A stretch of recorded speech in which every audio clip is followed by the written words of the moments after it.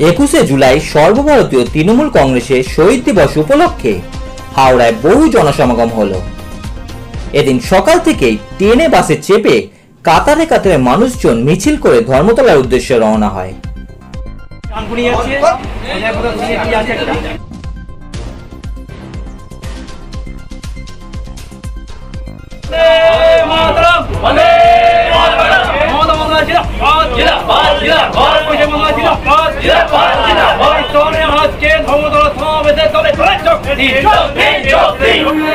আমাদের বাংলা জননেত্রী মমতা বন্দ্যোপাধ্যায় শহীদ স্মরণে শ্রদ্ধা জানানোর জন্য প্রতি বছর 21শে জুলাই ধর্মতলায় সমাবেশ করেন।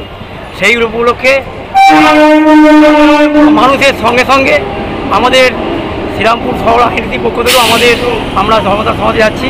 ট্রেনে আমাদের প্রায় 150 লোক উঠে পড়েছে, আরও লোক আসছে আমাদের পরের ট্রেনে। তো আমরাও সেই উদ্দেশ্যে যাচ্ছি এবং আমরা অধীর অগ্রহে আছি যে আমাদের জননেত্রী মমতা বন্দ্যোপাধ্যায় আজকে 26-এর বিধানসভা ভোটকে কেন্দ্র করে আজকে সমাবেশে কী বার্তা দেন। উনি যে বার্তা দেবেন এবং যে নির্দেশ দেবেন আমরা অক্ষরে অক্ষরে পালন করব। সেই বার্তা শোনার জন্যই আমরা অধীর আগ্রহে আছি এবং অবশ্যই শহীদের স্মৃতিতে শ্রদ্ধা জানাচ্ছি।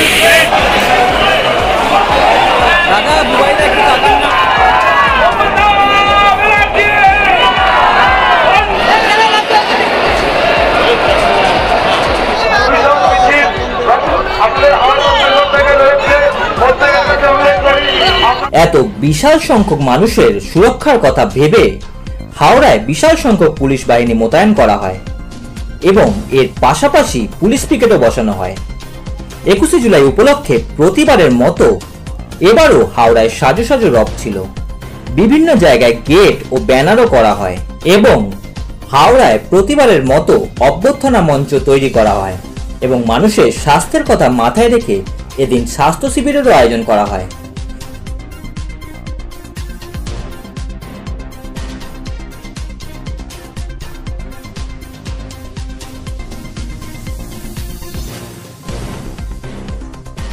এর পাশাপাশি মানুষের তেষ্টা মেটানোর জন্য জল ও বাতাসেরও ব্যবস্থা করা হয়।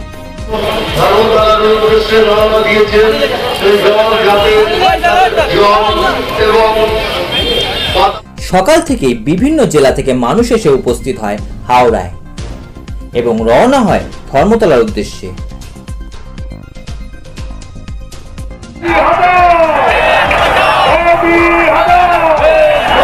কোথা থেকে এসেছেন আপনি?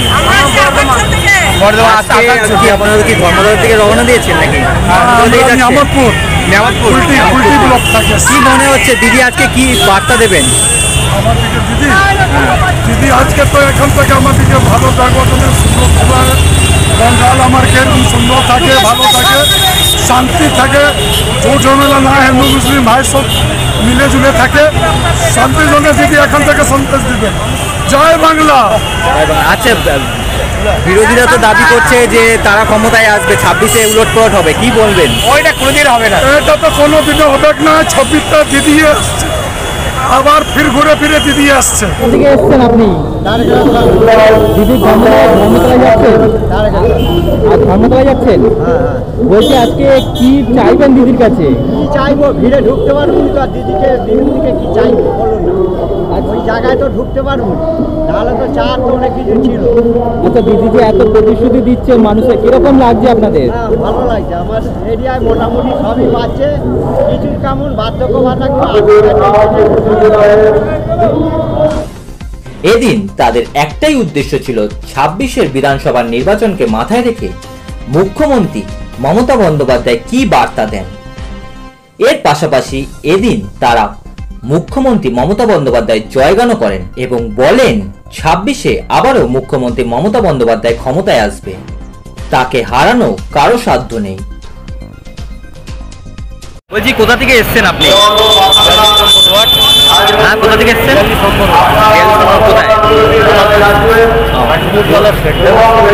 কি চাইবেন দিদির কাছে আজকে?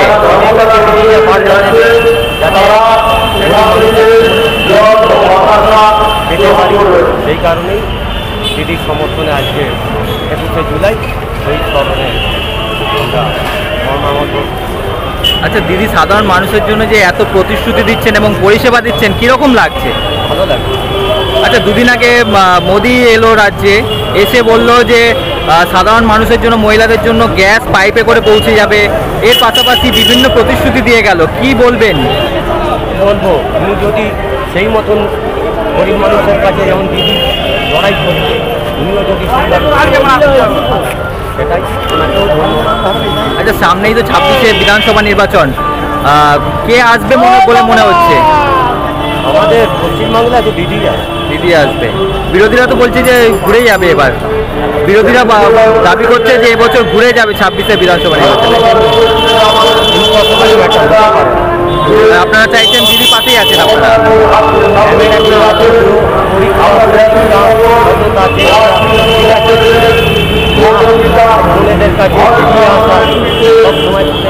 মানে আপনারা দিদির পাশেই আছে, এত পরিষেবা দিয়েছে বলে দিদির পাশেই আছে।